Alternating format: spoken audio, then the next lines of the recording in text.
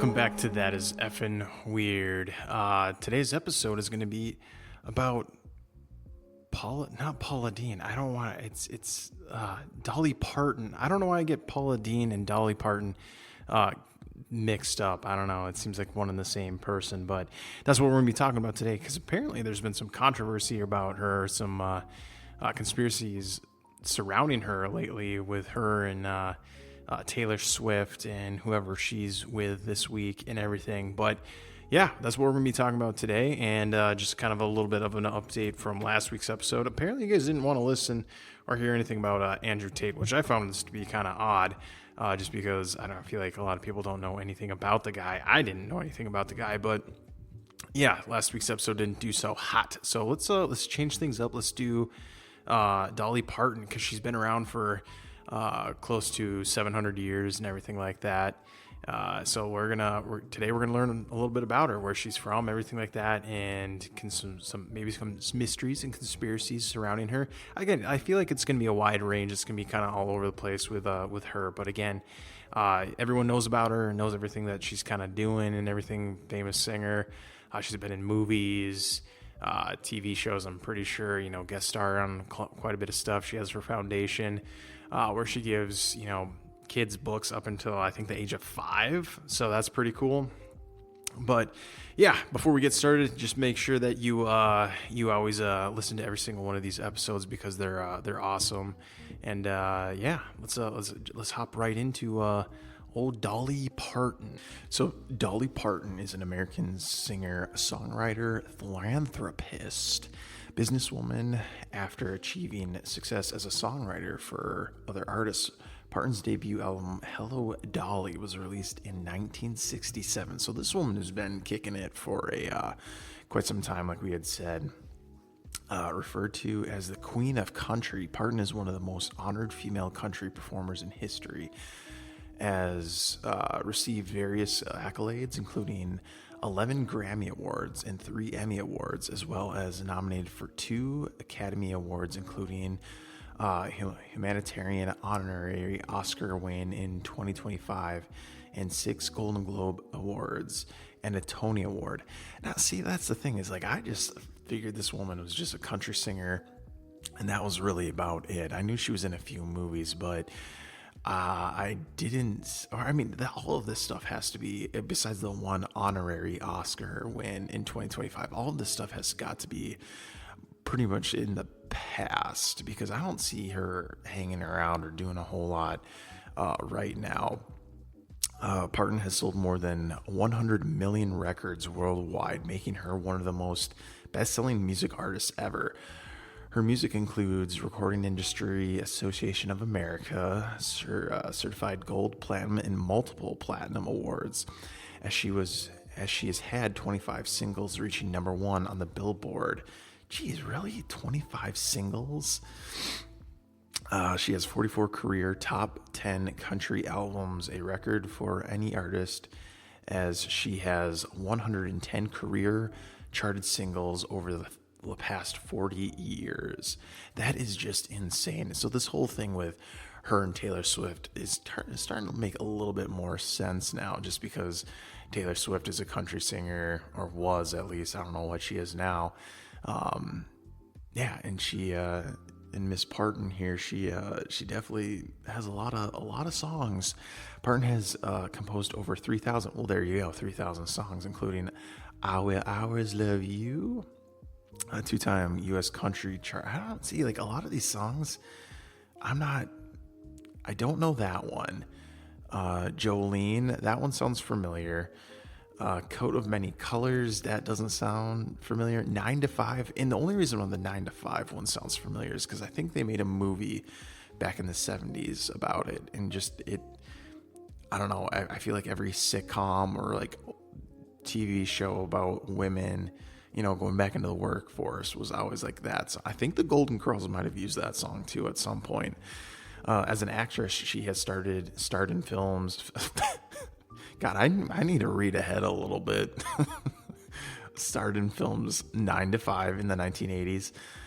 The Best Little Whorehouse in Texas in 82, for each of which she earned Best Actress Golden Globe nominations, as well as Rhinestone, Steel Magnolias, Talk Straight, and Joyful Noise. Again, all of those movies, except for one, were in the 80s and early 90s. So, like, her acting career did not really go past the 2000s era, right? I mean, yeah, she had the one in 2012, but I think that was probably not like a, let's see here. All right, I guess I'm wrong, because looking at the front cover and everything, Joyful Noise, well, it has 4 people. It's not just about her, right? And it doesn't look like she'd be the main character, so I'm sure she plays like a handful of, she probably's in it for a little bit, but not like, again, the main character or anything like that. So that's just a little bit about her life and everything that she's done so far, her accolades and all of that. Let's get on to the early, like, where is she from, everything like that. We'll hit that up a little bit. We obviously know she has a music career, and everything. We'll get a little bit into that. We'll hit little chunks of her life, and then we'll get into maybe some of the odd stuff that's going on, because she always wears, if you've noticed, she always wears those long sleeves. Now, why is that? I don't know. Maybe let's take a look, Lou. Let's see if we can find that out, and then we'll get into that conspiracy too with Taylor Swift and that football player guy. So she was born in 1946, in a one-room cabin on the banks of a little Pigeon River in Tennessee. She is the 4th of 12 children born in her family. Her siblings were, I'm not going to name all 12. She had 12, brothers and sisters.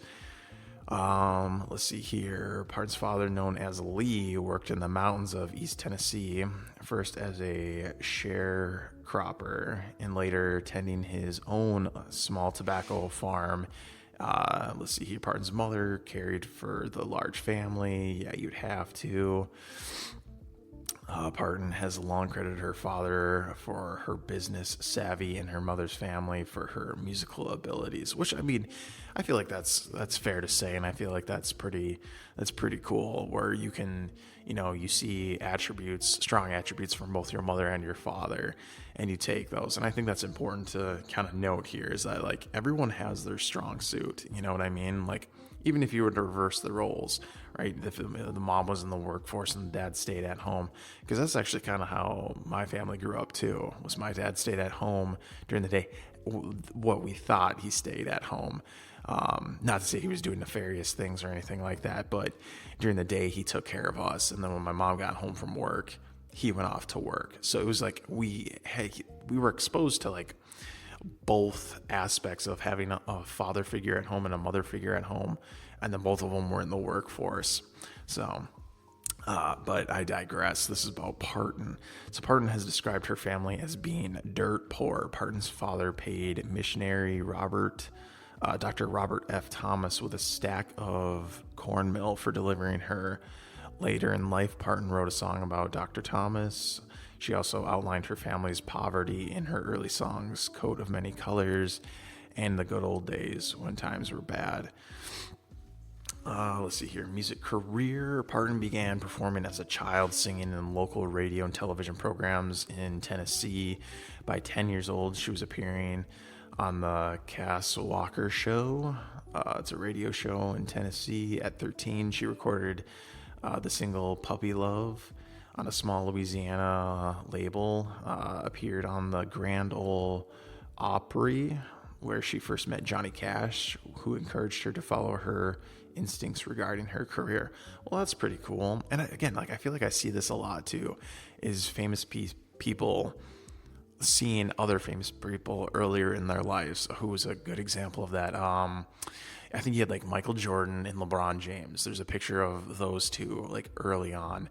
I think just during the whole football or soccer craze or whatever, again, I don't follow sports, I apologize, but the winning team, one of the old teams, I think it was Argentina, whoever the king shit is over there, he met or like was washing the baby in like a photograph. It's all very odd and everything. I have no fucking clue.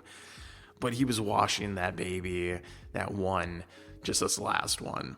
So again, yeah, that's a whole episode within itself. So it wasn't until around the like 65 to 1975 that she really got her music success in country. So in 67, musician and country music entertainer Porter Wagoner invited Parton to join the Parton Wagon Show, offering her a regular spot on his weekly television program, yada, yada, yada. Let's see here. Trying to see here if there's really anything beyond that. Much of Wagner's audience was initially unhappy with Parton and replaced previous performer Norma Jean, who had left the show, sometime chanting loudly for Norma Jean from the audience. With Wagner's assistance, however, Parton, oh my gosh, did I call her Partrin? It's Parton. Oh my gosh. Parton was eventually accepted. Wagner convinced his label, RCA Victor, to sign her on. RCA decided to protect their investment by releasing her first single as a debut with Wagner, the song of a remake of Tom Paxton's The Last Thing on My Mind, released in 67, reaching the country top 10 in January of 68. So that's kind of how she kind of got slingshot into the country music scene, was by another person within the country music scene and everything. So we'll keep on moving forward. We'll go to a little bit. So in 74, her song I Will Always Love You, written after her professional break with Wagner, went to number 1 on the country chart around the same time. Elvis Presley indicated that he wanted to record the song. Parton was interested until Presley's manager told her that it was standard procedure for the songwriter to sing over half of the publishing rights to any song recorded by Presley. Parton refused. That decision has been credited for helping to make her many millions of dollars in royalties from the song over the years. Parton had 3 solo singles, each number 1 on the country chart in 74. I Will Always Love You and Love Is Like a Butterfly, as well as the debut with Porter Wagoner, Please Don't Stop Loving Me. Porter again topped the singles charts in 75 with the Bargain Store. In 2019 episode of the Sky Arts music series Brian Johnson, A Life of On the Road, Parton described finding old cassette tapes later on in her career and discovered that she had composed both Jolene and I Will Always Love You in the same songwriting session. As she told Johnson, "Buddy, that was a good night." That seems like something that she would say. So interesting. I wonder if she would have, because it says Parton refused the decision and had credited her for the royalties. I wonder if she would have actually. I'm trying to wrap my head around this. So I Will Always Love, written about her professional breakup. Wagner went on to the number 1, yada yada. About the same time, Elvis Presley indicated that he wanted to record the song. Parton was interested until Presley's manager told her that it was standard procedure for the songwriter to sign over half of the publishing rights to another song recorded by Presley. Interesting. Well, nevertheless, she's probably, whatever it may be, she's sitting pretty, right? Let's see here, like yada yada. She has a lot more, with the whole music thing. We won't spend too much more time on this. Let's see here, in like 75 to 85, it sounds like she got more of a broader audience where she did some other styles and everything. From 87 to around the 2000 era, she started doing some bluegrass stuff. Let's see here. From 2005 onwards, she did a lot of touring and all sorts of other things, probably getting some more awards and all that, yada, yada, yada. And now she has a rock star in Vegas residency, so she does some more probably like rock country type stuff. Let's see here. I think we're good on that. I don't think. Oh, we can talk a little bit about the acting, because she did do a couple of acting stuff like in her career, right? We'll touch on that, and then we'll get actually onto maybe some of the other mysteries and conspiracies around her, because that's what the show is really about, right? You're learning about Dolly Parton, but you really want to know some of the odd stuff that's going on. So, in addition to her performing appearance in the early years in the 60s and into the 70s, her two titled television variety shows in 1970s and the 80s on American Idol in 2008, and other guest appearances. Parton has had television roles. In 1979, she received an Emmy Award and nominated as Outstanding Supporting Actress in a Variety Program for her guest appearance in a Cher special.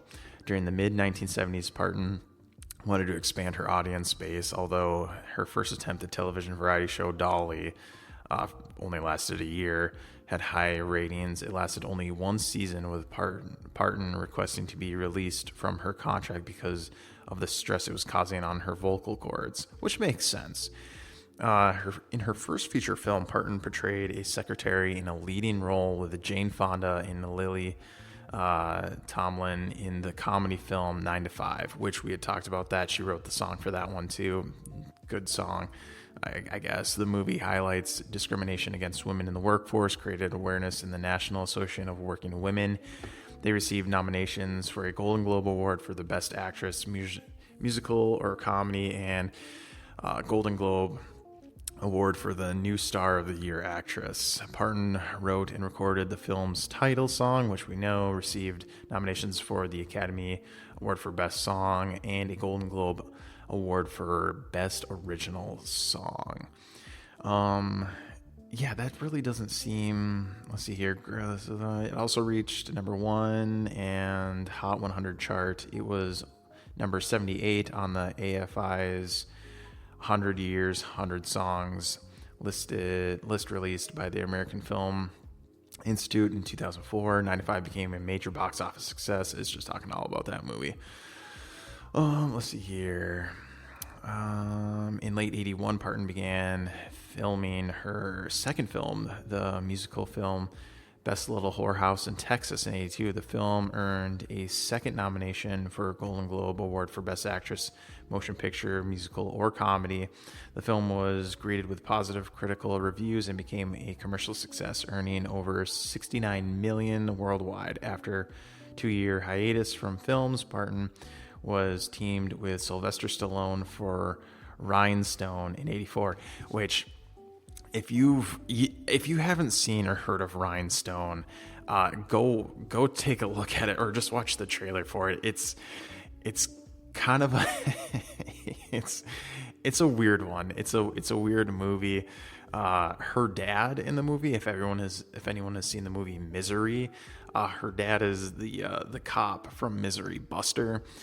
So I haven't seen all of it, but I've seen bits and pieces of it. And again, it's a weird movie. I think the premise is like they take a taxi cab driver, which is Sylvester Stallone, and she's like, I can make him into a country music star, known out of anybody. And someone like points to Sylvester Stallone, and she's like, whoa. Long story short, she tries it, and yada yada. The movie, right? Let's see here. So then, yeah, that's pretty much her whole film career. I mean, she's been in, again, like some other things throughout the years, but nothing major, right? Let's see here. Well, that's kind of interesting. Moderna COVID-19 vaccine. Okay, so we're kind of getting into the weird stuff now. In response to the COVID-19 pandemic, Parton donated $1 million towards research at the University Medical Center and encouraged those who could afford it to make similar donations. She said, I'm a very proud girl today to know I had anything at all to do with something that's going to help us through this crazy pandemic. Her donation funded the critical early stages of development on the Moderna vaccine. In March of 21, Parton was vaccinated against COVID-19 at the Vanderbilt University. She labeled social media accounts on the occasion Dolly gets a dose of her own medicine. Parton strongly encouraged everyone to get vaccinated when eligible and performed a song celebrating her vaccination set to the tune of her song Jolene. All right, so there was that, which I think I remember seeing that too. I think she was a big supporter of, everyone getting vaccinated and everything like that. Again, here at That Stuff, we don't give a fuck what you do. It's your body, whatever. It doesn't matter. But I think what we need to do now is shift gears. Let's get into some of the odd stuff, weird things that have gone on with Dolly Parton, and maybe some of the conspiracies. So probably the most famous one that we have right now, and it's probably one that you either have seen about her or have noticed or anything like that, is that the whole covering of her hands and arms, and like even part of her like neck, and just like the wardrobe choice that she goes with now, right? It's not to say that it's odd, but it is very specific in what she wears. Now, I guess you could really say that about, a lot of like older celebrities as they move on in age and everything like that. They just have a particular look that they just always stick with. Couple of examples, like Michael Jackson, I feel like had a look or like a outfit that he kind of always represented. Who's another one? It's right on the tip of my tongue. The guy who sings Rocket Man, Elton John. Yes, I like Elton John. I feel like has a very specific look that he always goes with.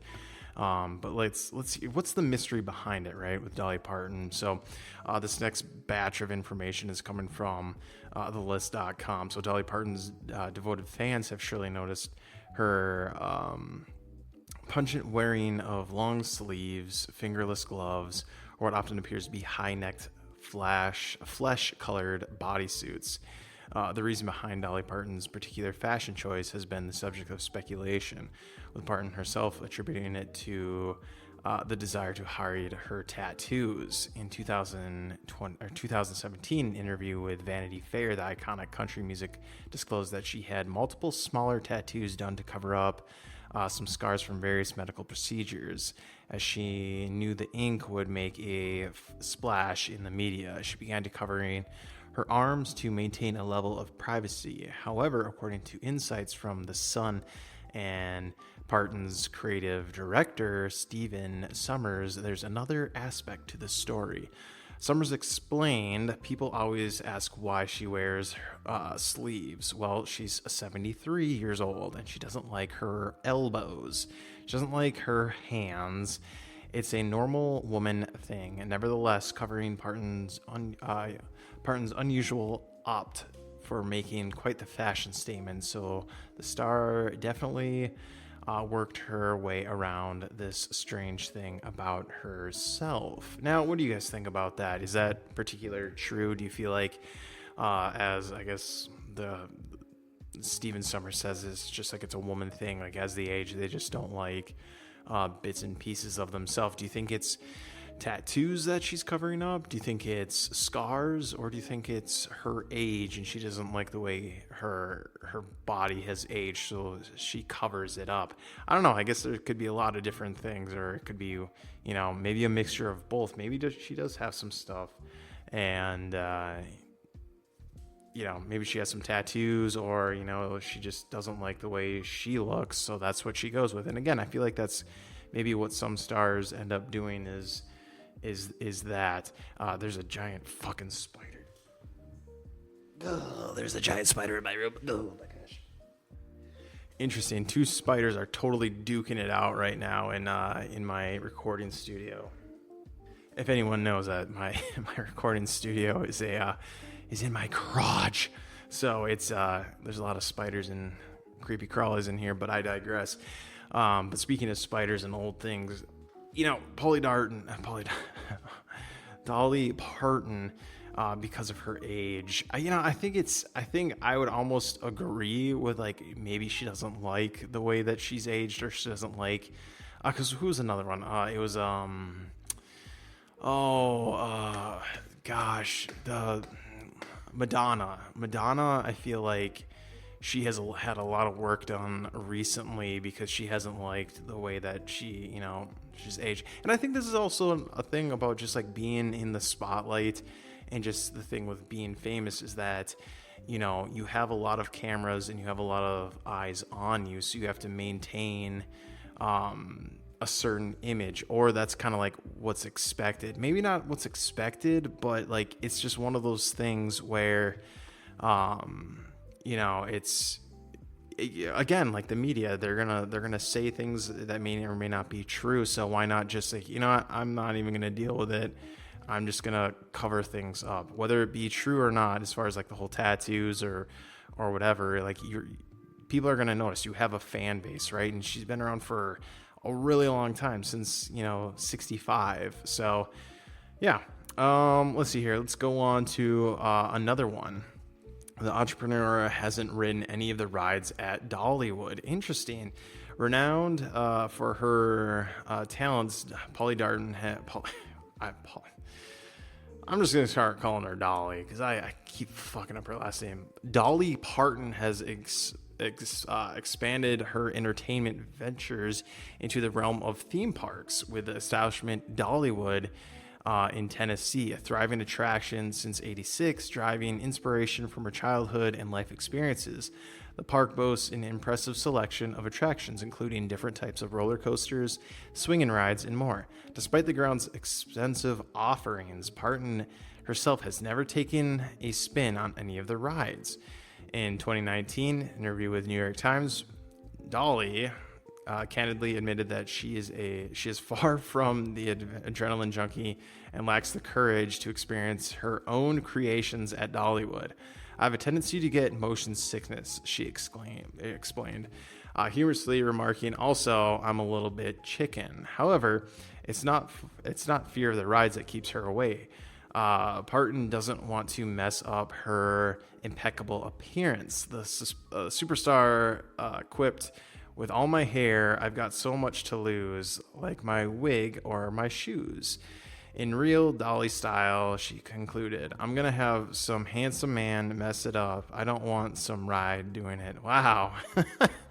Well, I mean, I guess there's no real controversy or like mystery behind that. It's true. I think she's more probably concerned about her appearance than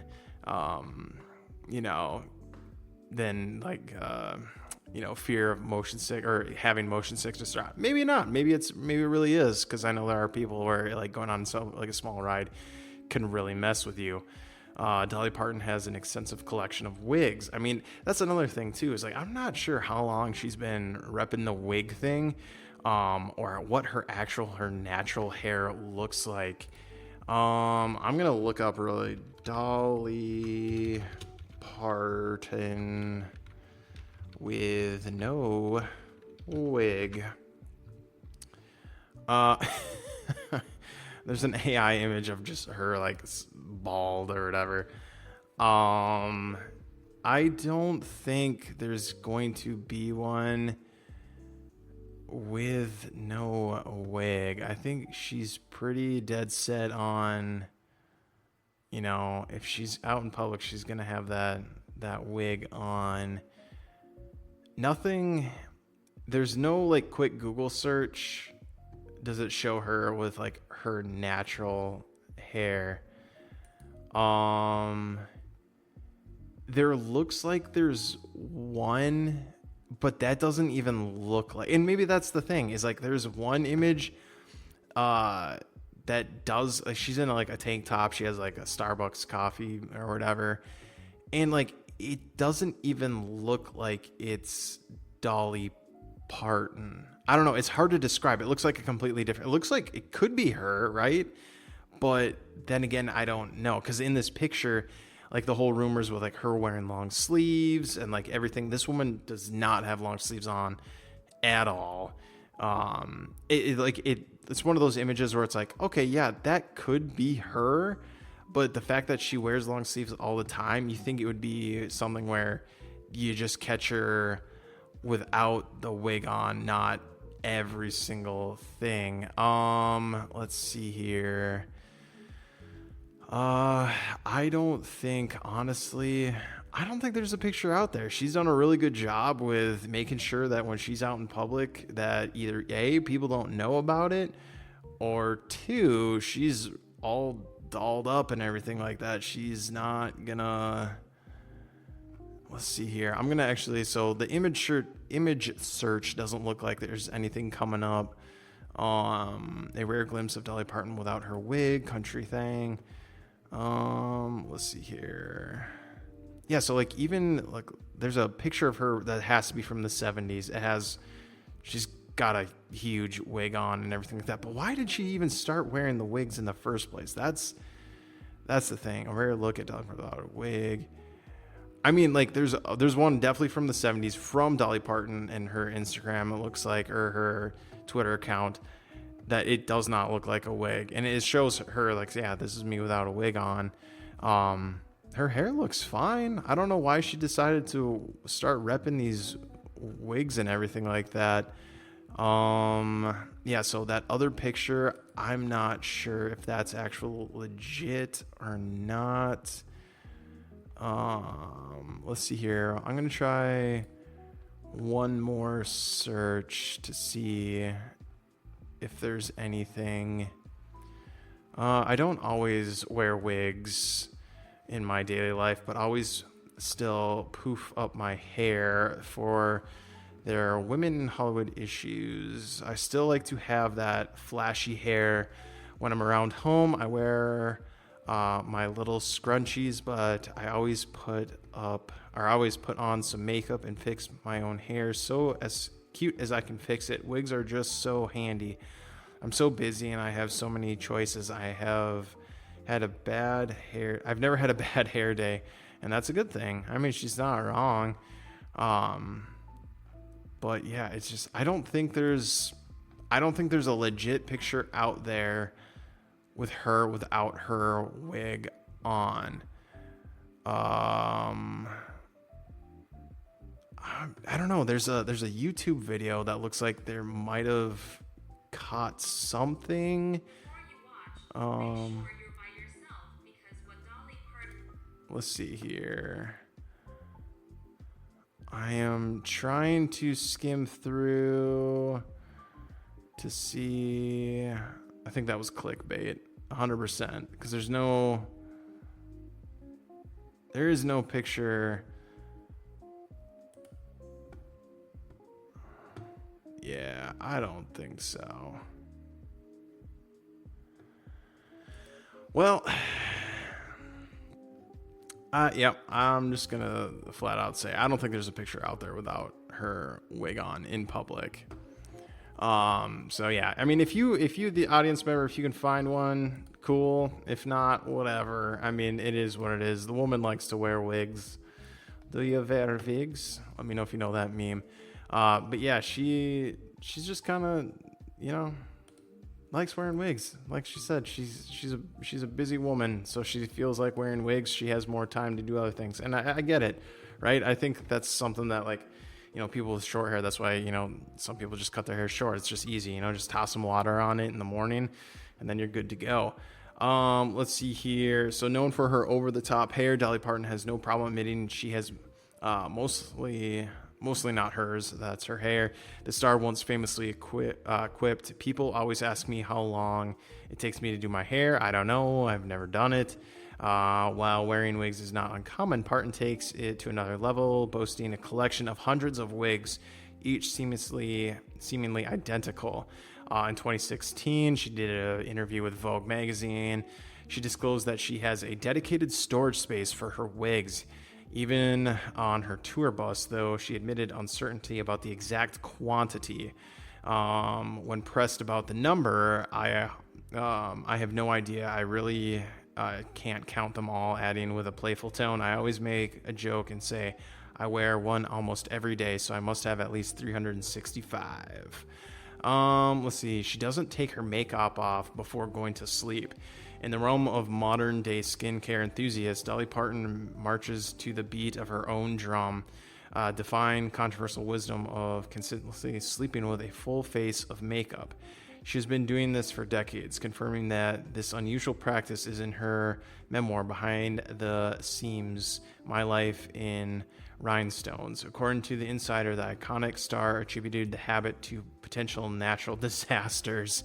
When I arrived in LA in the 80s, I started sleeping with makeup on, partly because of the earthquakes, Parton exclaimed. I thought, I'm not heading out in the streets without makeup in case there are cameras out there. I'm going to be ready to go.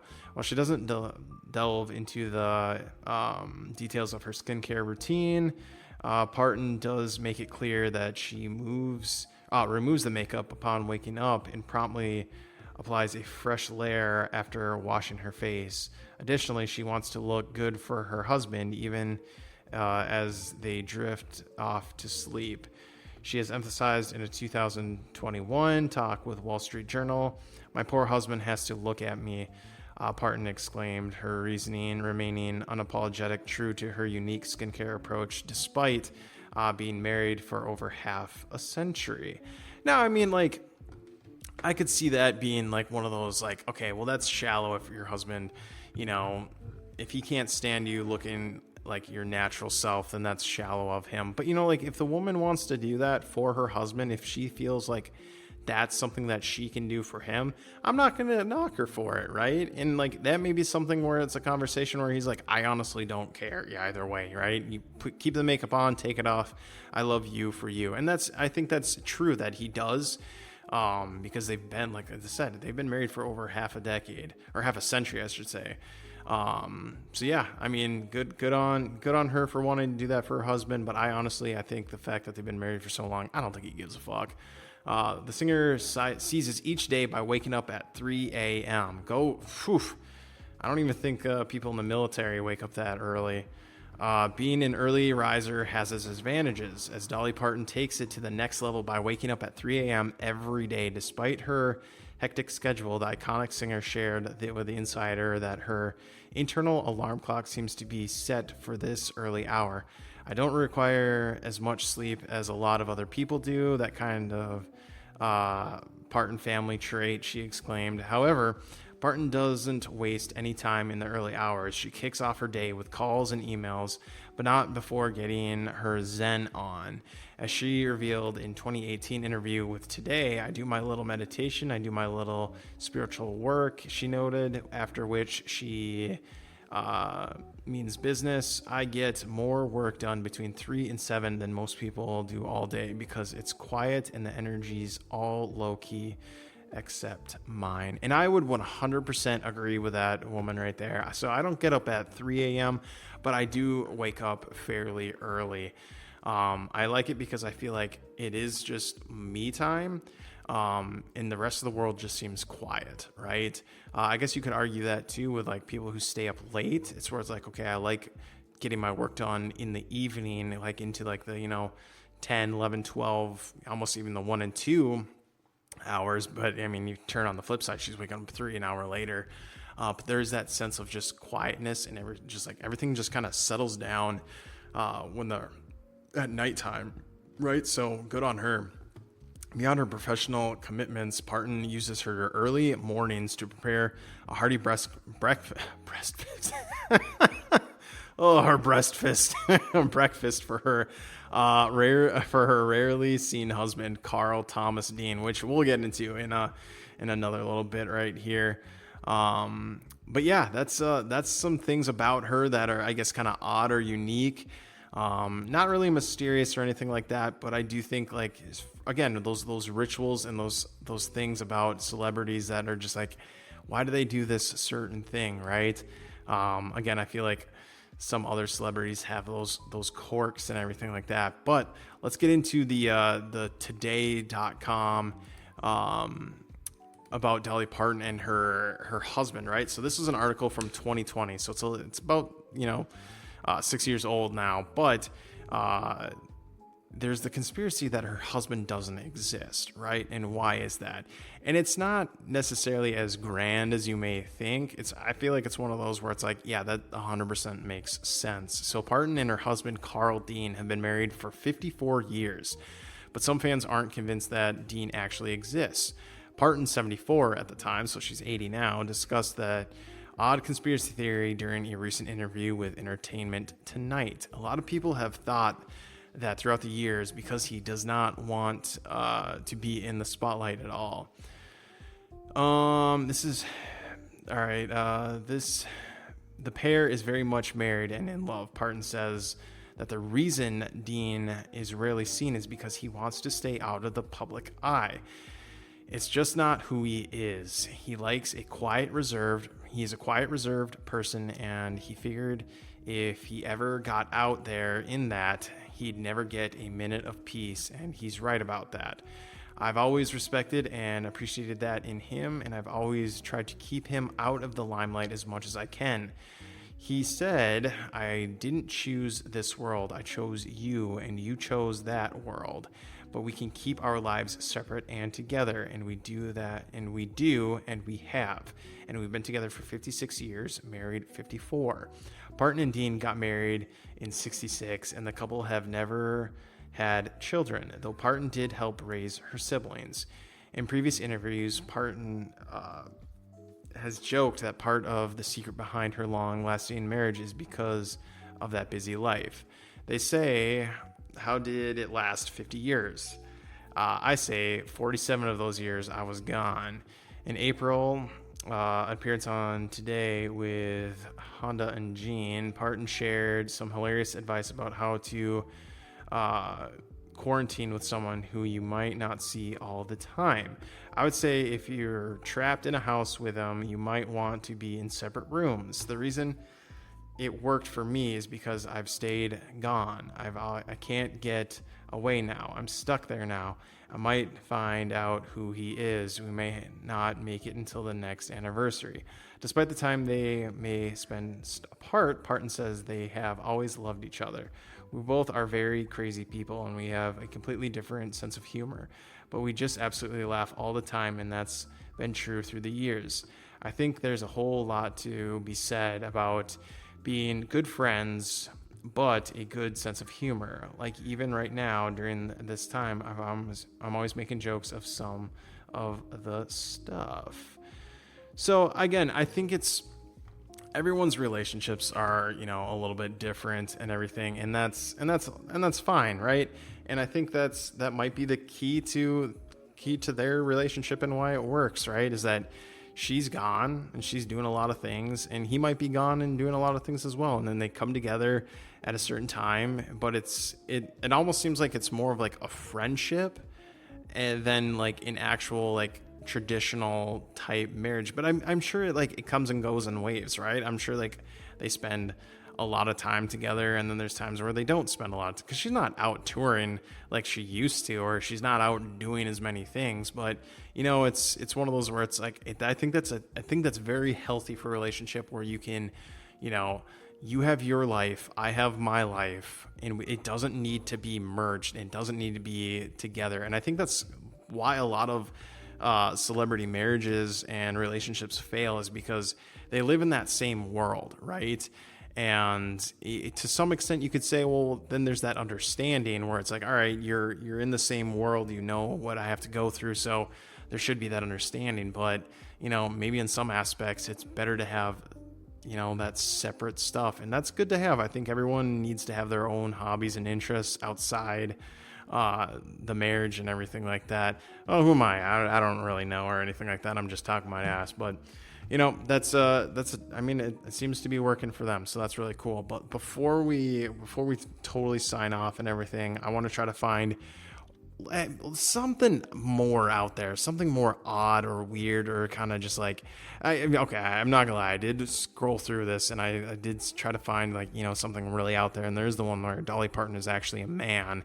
But I think that's just some Redditor and his theory or her theory or whatever. So I'm not even going to entertain that one. I want to try to find some concrete, holy shit, this is we were going to go over the Taylor Swift satanic. Dolly Parton is satanic, and she wants Taylor Swift's first baby. We'll hit up that, and we'll talk a little bit about that, and then we'll see if we can find anything else. Because honestly, that one's not going to take too long. I have my own theories.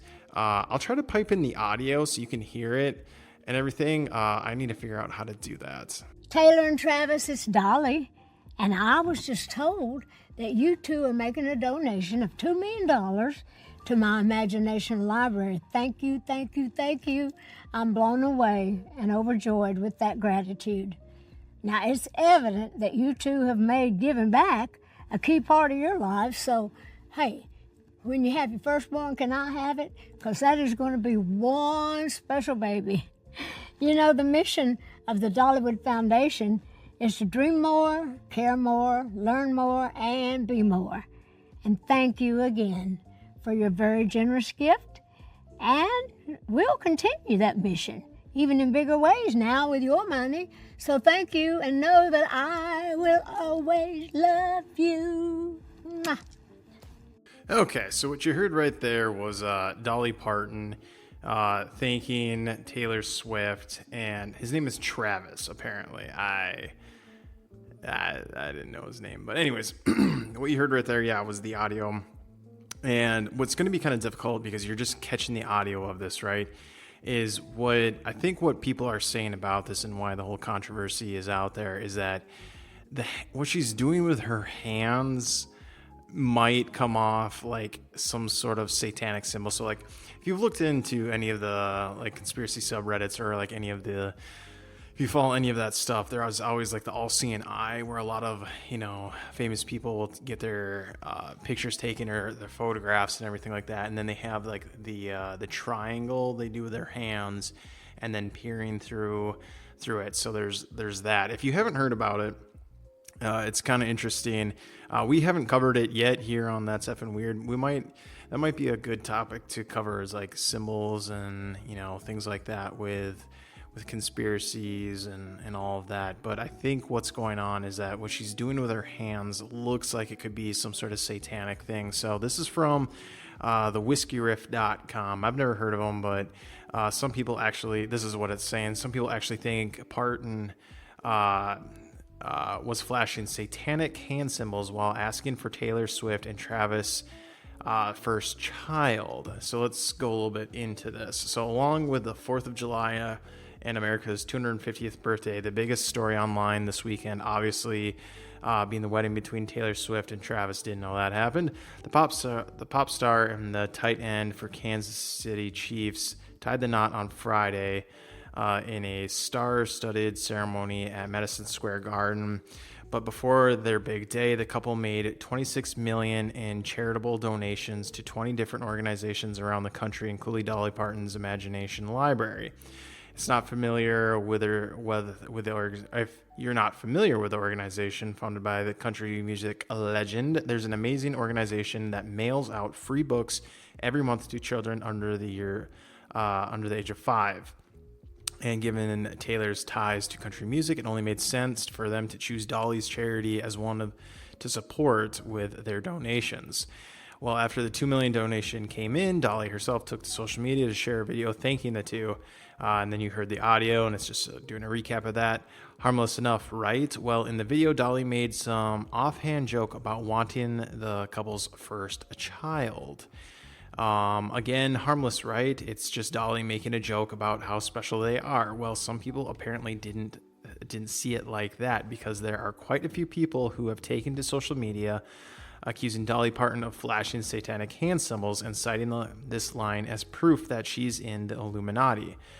Let's see here. It's just showing the hand symbol that she's doing. And again, if you haven't seen it, again, I would definitely go watch it, because you're not going to get the full effect of like what I'm talking about right now, unless you see the hand gestures. But if you've seen the like any of the goat statues, I think it's where like one hand is up and then the other one is pointing down in some sort of weird kind of way. I'm not too familiar. We did interview a Satanist a few months back, so go ahead and check that one out.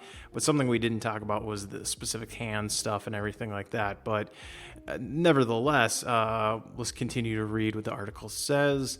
Now, I'm not really well versed on my satanic hand gestures, but I'm also not exactly sure what all this means, except apparently Dolly wants to eat Taylor and Travis's firstborn. Or am I just throwing this out there? Maybe Dolly isn't up on her satanic hand gestures either and was just making a joke while thanking them for their donation. Honestly, this is kind of the thing that I would just laugh at if I saw somebody say it on social media. But then I saw multiple posts about it and realized that there are people actually taking it seriously and believing this crap. And I don't know anything about the Illuminati, but I feel like if they are all members and Dolly was really requesting their firstborn as a sacrifice, she would do it in private.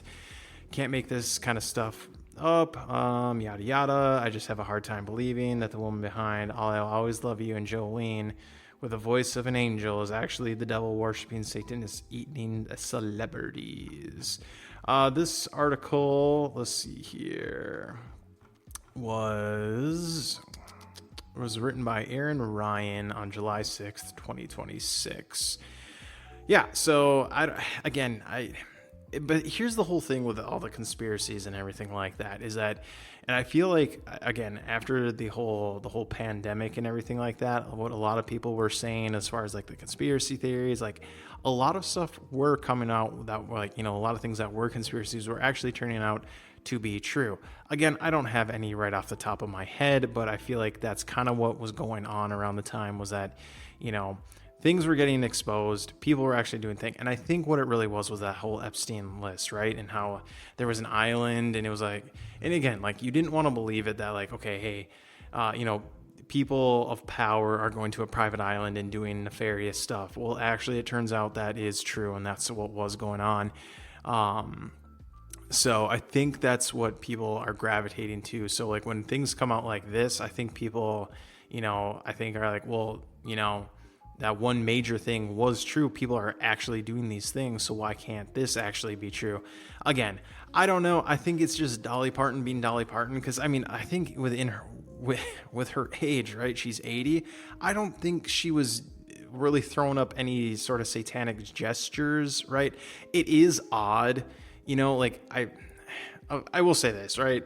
My parents are pretty old, and some of the things that they say, I just kind of shake my head. It's like, okay, yeah, you're an old person, right? And sometimes old people say weird stuff, right? That's just kind of what it is. I'm not excusing it, right? I do think that's maybe sort of true, where it's like, all right, if she really wanted their firstborn for the donation, why wouldn't she do it in public? That kind of makes sense.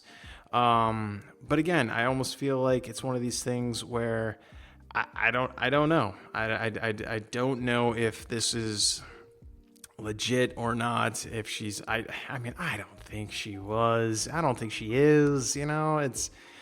But again, it's you. I don't know. It's you. What am I trying to say here?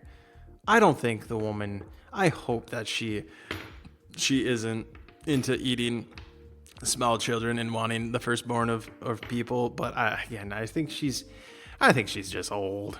I think she's old, and I don't think she understands what she was doing with her hands and everything like that. And I think it was the comment that she made. Maybe she shouldn't have made it, right? Like, just say, hey, thanks for the donation. We really appreciate it. A lot of kids are going to get some cool books, and that's all you had to say. You didn't need to mention them giving their firstborn to you, right? But yeah, nevertheless, that's what's going on with that. But let's take one more quick, because we're running up on that hour mark. So let's look into one more odd, maybe weird conspiracy thing about Dolly Parton, and then we're gonna sign off for the evening. So yeah, let's see what's next on our plate right now. The only thing that I could find, right, as far as anything else Dolly Parton related, being a conspiracy, mystery, anything like that, is some controversy that was brought up around December timeframe of 2025. So not too long ago. I mean, it's almost been a year, but it's apparently people were trying to cancel her, or people were offended by her new book called Star of the Show, My Life on Stage. Now, someone took to Twitter and posted, I'm 5 minutes into Dolly Parton's new book. She said, I watched my uncle say racist things and get in trouble. I learned what not to say. He was such a good, respectful person. I don't know what to do. And I don't know if the I don't know what to do was her writing in the book, or that's what the person was just saying in the thread. But like beyond that, and this is something that like during that whole cancel culture, like the cancel era and everything like that, which was still not too long ago, was things that were, now it's, times change as, time moves on and everything like that. And it's just like, I don't know. Can you really fault someone for something that they said at a time period when things were accepted? Now, I'm not saying by any means it's right, all right? But, it's... I don't know. I'm not going to dig up this can of worms or anything like that. Long story short, I don't think Dolly Parton was necessarily supporting her uncle. Again, like I would have to actually read the actual book and where this, because this person doesn't give a page number, doesn't give anything as far as like the quote or anything like that. She's just picking a line from the book and saying what she feels about it. And okay, I watched my uncle say racist things and get in trouble. I learned what not to say. He was such a good, respectful person. I don't know what to do. Yeah, it'd be interesting to actually see in the book, read a little bit more about it. But I guess back in 2025 fall, winter time frame, whenever that book came out, people weren't happy about it. And I think what it said was people were divided as far as like, was that a racist comment? Was it not? What did she mean by that? Is she a racist? I don't think she is. I mean, I was reading another spot, like she gives a bunch of donations to the Whitney Houston Foundation. You're gonna have to look that one up. I'm pretty sure I said something like that. But again, I don't think that she is. I don't know. But that was the only other real thing that I could find as far as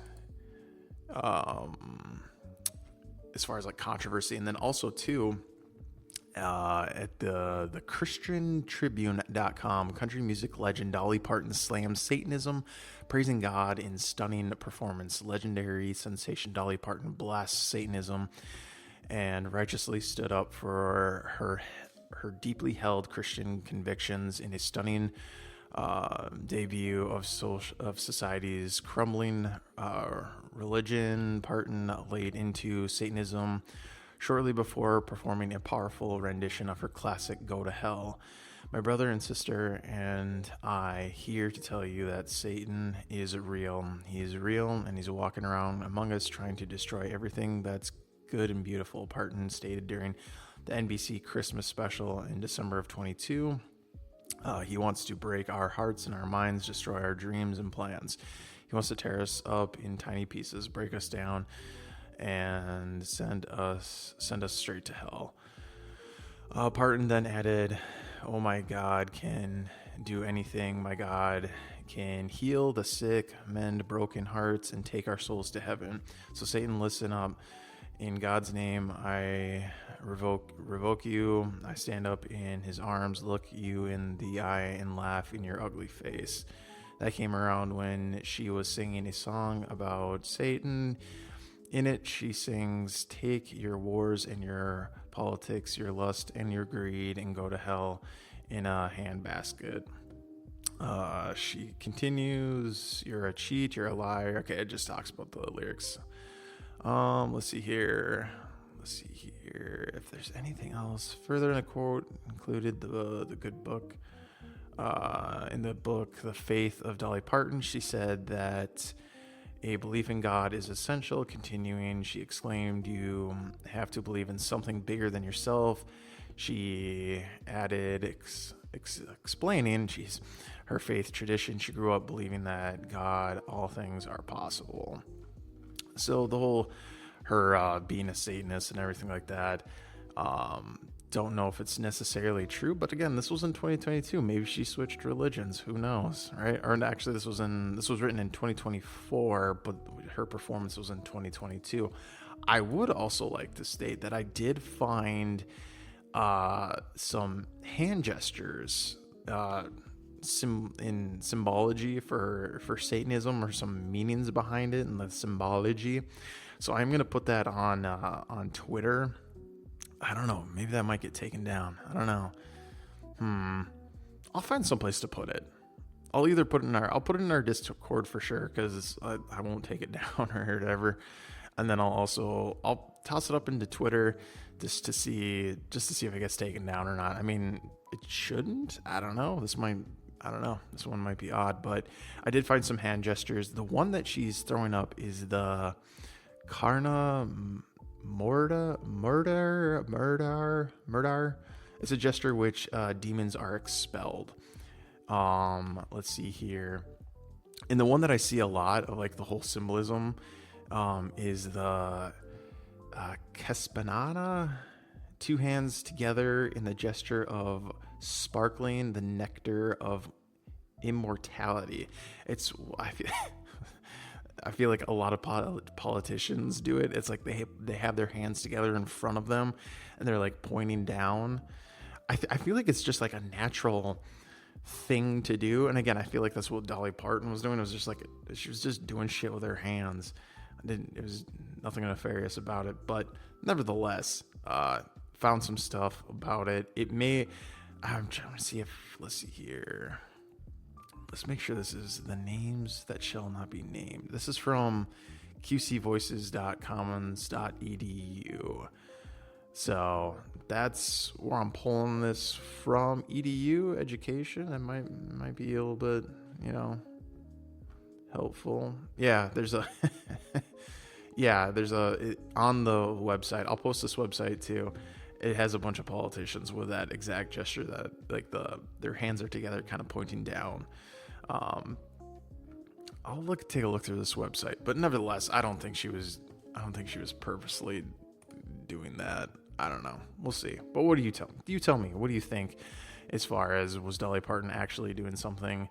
Was she asking for the firstborn? And again, that's the weird thing about it. It was like, she was doing a hand gesture that's, Satanists do, and then she was asking for their firstborn. So of course it's gonna sound very weird. Just don't say stuff like that, Dolly. Just don't.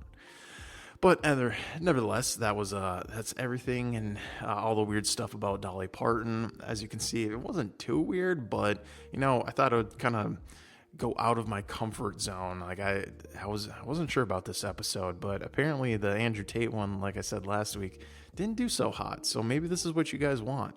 Country music stuff. I don't know. I don't get it. But nevertheless, what else do I got to say? Nothing really. Yeah, we got our Buy Me a Coffee that's up. We got Zazzle, which always has those cool t-shirts. And then next month, since we're kind of wrapping up this month, we're going to be covering industries/companies. What that kind of looks like is we're going to be covering companies like in industries like the Amazon. One that I really want to do that's been popping up a lot has been these alpha male like retreat type things. They're like kind of like retreats, but it's just a bunch of dudes yelling at other dudes as far as like alpha male status and everything like that. I don't get it. That's why I want to cover it. So I'm going to be digging into it. That might be like one of the first ones that we do, but that's what we got going for next month. And I think that's everything. So just remember the old saying that we have here. We don't want stuff that's normal. We want stuff that's effing weird. Hey, Stevenson Longbottom here again. As if you couldn't get enough of my voice already. Now it's time for the outro. And that wraps up another episode of That's Effin' Weird. Thanks for spending part of your day with us. I mean, really, honestly, we really do appreciate it. Thanks for exploring the strange, the mysterious, and the downright unbelievable. Your support, curiosity, and willingness to venture into the unknown with us are what makes this community so special. Be sure to subscribe, leave a review, and share the show with a friend who loves weird stories just as much as you do. I tell you, we listen and we write back to every comment. We do. Follow us on all of your social media platforms for bonus content, episode updates, behind-the-scenes discussions, and plenty of weirdness between episodes. You can also check out our merchandise store. That's right, we have a Zazzle account, right, where you can rep all of our cool t-shirts. We got shirts with Bigfoot, bunkies, we got shirts with UFOs. So if you like all that shit, come on now, rep it up. Remember, in a world full of wonderment, we don't want to be afraid to embrace the extraordinary. Stay curious, keep questioning, and never stop searching for the truth behind the surface. Until next time, I'm Stevenson Longbottom, and just remember, we don't want stuff that's fucking normal. We want stuff that's effing weird. Ready now.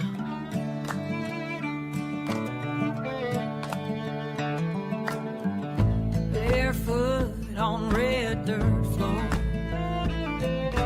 hand-me-down dresses torn at the seam, 12 years old and growing fast, breast too big for a flour sack shirt,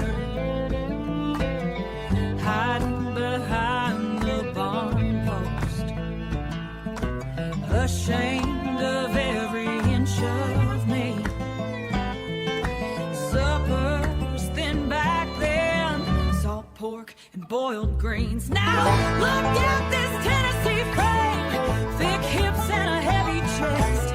Paid my dues through the dry years.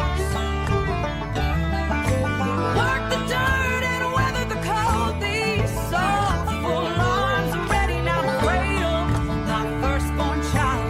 I am whole, and I am whole, and I am whole.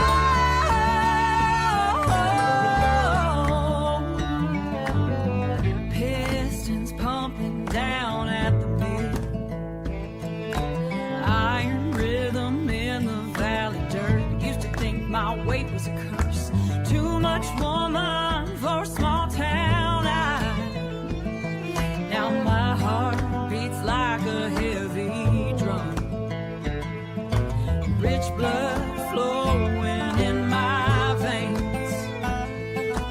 No more hiding in the shade, I made my way out of the dust. Look at this Tennessee frame, big hips and a heavy chest. Paid my dues through the dry years. Worked the dirt and weathered the cold. These soulful arms are ready now to cradle my firstborn child. I am whole, and I am whole,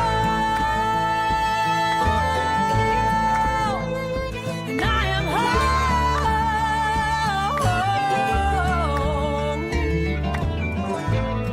Clack of the loom, rattle of iron, body built like a riverbank, holding back the floodwaters, waiting for a little head to rest right here against me, waiting for my baby to breathe. Tennessee dirt, heavy milk,